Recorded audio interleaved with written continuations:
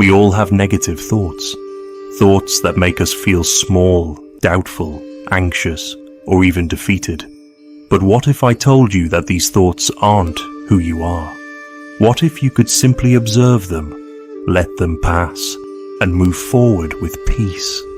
Today, let's explore how we can shift our relationship with our negative thoughts using a combination of practical advice and wisdom that has been shared for centuries. 1. Observe without attachment. The first step in dealing with negative thoughts is to observe them without attachment. Often, we fight or try to push away these thoughts, thinking that doing so will make them go away.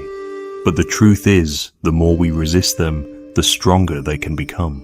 Buddhism teaches us to observe thoughts without clinging to them, like watching clouds drift across the sky. They are just passing phenomena. By observing them mindfully, we create space between ourselves and the thought itself. Imagine a moment when you felt overwhelmed by doubt. Maybe it was before an important presentation or when facing a new challenge. Instead of fighting that thought, "I'm not good enough," simply notice it. I'm having the thought that I'm not good enough. This slight shift takes away the power from the thought, allowing it to exist without consuming you. 2. Separate yourself from the thought. Our thoughts can be so convincing that we start believing they define us. We think, "I am not good enough," or "I will fail at this." But your thoughts are not you. They are mental events that arise and dissolve like waves in the ocean. In Buddhism, this concept is known as anatta, the teaching of non-self. It's the understanding that we are not fixed beings, and neither are our thoughts. They are fleeting, impermanent. By recognizing this, we free ourselves from being enslaved by them. When you notice negative thoughts, instead of identifying with them, "I am this thought." Try saying, "I am noticing the thought that I'm not good enough." By creating that separation, you regain control over your mind instead of being controlled by it. 3. Investigate the root cause. It's important to explore where these negative thoughts are coming from. Are they rooted in fear, insecurity, a past experience, or perhaps a desire for control or perfection? When you allow yourself to investigate the cause, you move beyond just addressing the thought itself.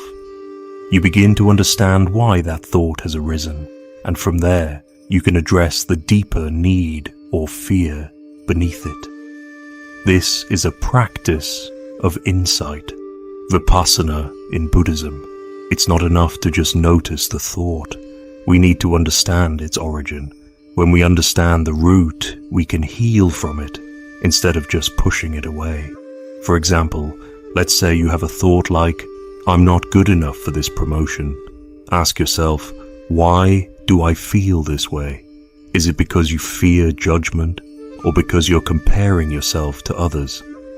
Understanding this deeper layer gives you the tools to address it with compassion, rather than letting it control your mindset. 4. Practice self-compassion, not harshness. Negative thoughts can be harsh, but what's even worse is the way we often respond to ourselves. "I'm so stupid for thinking this," or "Why can't I just be stronger?" This inner critic can amplify the negative thought, creating a cycle of self-judgment.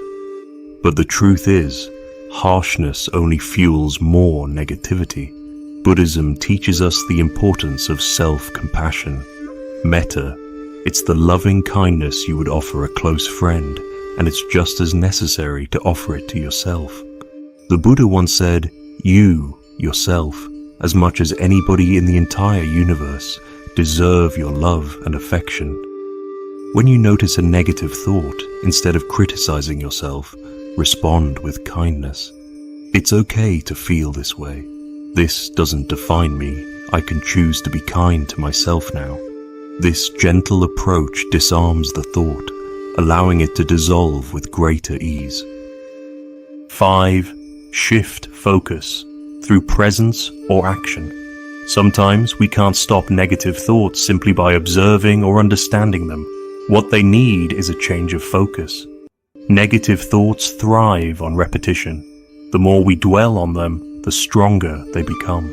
One way to break this cycle is to shift your focus, either through presence or through action.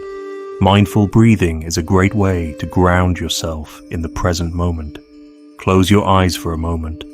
Take a deep breath and feel the sensation of air filling your lungs. Focus on that breath and let everything else fade away. If you find that the thoughts are still persistent, take a small, purposeful action. It could be something simple, like going for a walk, doing something creative, or even reaching out to a friend. This is related to the Buddhist concept of right effort, the energy we direct towards wholesome actions that help us grow rather than sink into negativity. By shifting your attention, you give your mind something positive to focus on, and over time, that shift grows stronger than the negative thoughts. As we bring this conversation to a close, I want you to remember this. Your negative thoughts do not define you. They are not permanent. By observing them, separating yourself from them, understanding their roots, treating yourself with kindness, and shifting your focus, you reclaim your power. Take a moment to breathe deeply, acknowledging that you are worthy of peace, no matter the thoughts that arise. And the next time you feel overwhelmed, come back to these practices. If you found this helpful, please share it with someone who might benefit from it. And remember, the journey to a peaceful mind is ongoing. Take one small step today, and you'll be amazed at how much you can grow. Don't forget to subscribe for more videos on living with intention, mindfulness, and wisdom. May your thoughts bring you peace.